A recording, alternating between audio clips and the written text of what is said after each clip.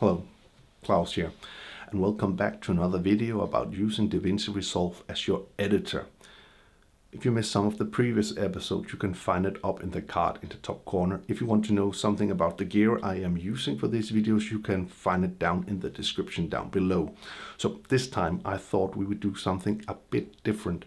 I thought I would do a video about my workflow in DaVinci Resolve, from importing media to editing to color grading, and then to do the delivery. So without further ado, let's go to the edit suite. Okay, so I always start up in the media storage, finding the clips I need and then dragging them down to the media pool. From the media pool, I always highlight all of my clips, right click, and then I optimize all the medias so they will run smoother in Resolve. This is also the time I usually have my coffee break, because sometimes this do take a little bit of time. And sometimes I even forget a clip because I have it in another bin and it's a little bit stupid of me, and then I have to take another cup of coffee. But it's okay. From the media tab, I usually go into the edit tab, and here I start to find the clips I really need. In this case, the bits where I am speaking and saying something clever or saying something that isn't all wrong. So I use a little time on finding those clips. So when I have laid down the first part of the video, I usually do in some marks to mark where I will start my B-roll and how it's going to be conducted throughout the video. And at this time in the process, I've already decided that this is going to be the beginning of my video, so I always take down my lower third, which is a green screen element I have done in After Effects. And I know I have to green screen and key it out later, but I always leave it there. I know it has to be there. So at this time in my workflow, I start to do the B-roll because I know that this is the locked edit already from the beginning of the video.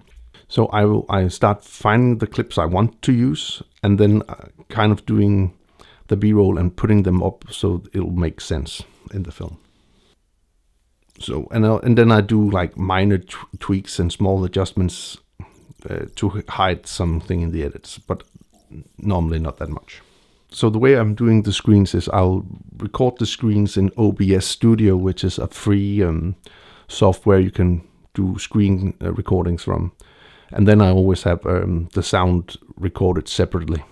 I'll take in the OBS Studio file I recorded, or the recording, and I'll try to sync that up with the audio. And that sometimes takes a little bit of time because I sometimes do this video in a hurry and forget to do a sync clap. So I have to do it pretty manual, but that's okay.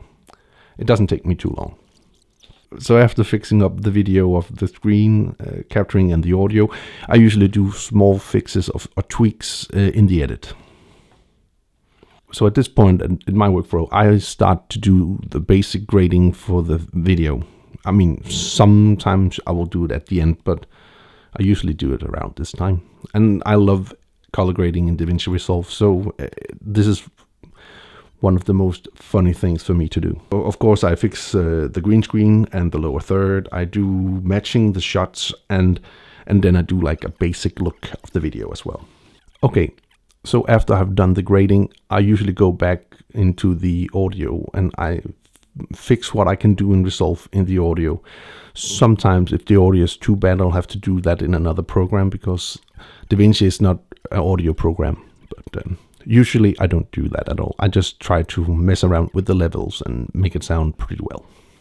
After doing all the fixing of the sound, I do some minor fixes to the graphical elements I'm using in the videos.